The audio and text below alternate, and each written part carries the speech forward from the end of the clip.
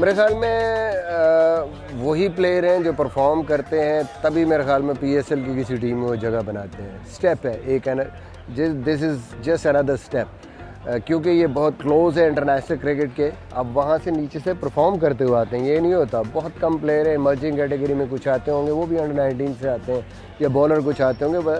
Otherwise मेरे ख्याल में सारे प्लेयर डोमेस्टिक सर्किट में परफॉर्म करके ही पीएसएल में जगह बनाते हैं।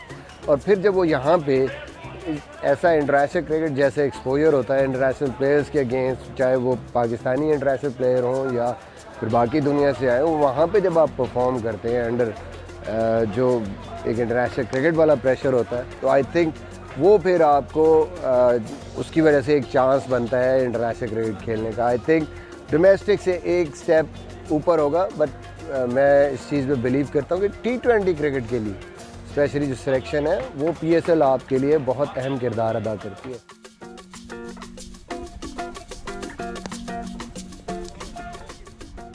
मेरे लिए as a chief selector, as a head coach और प्लेयर्स के लिए वर्ल्ड कप, एशिया कप और सारी आगे पूरा फोकस 2 साल, एक भी नहीं 2 साल, अगला वर्ल्ड कप है, बड़ा इम्पोर्टेंट है पाकिस्तान के लिए कि यहाँ से हम राइट एक ग्रुप ऑफ प्लेयर्स निकालें जो कि हमें फिर ये 2 वर्ल्ड कप अगले और एशिया कप जो ये अभी आ रहा है उसमें सर्व कर सके और एक बेटर टीम बन सके।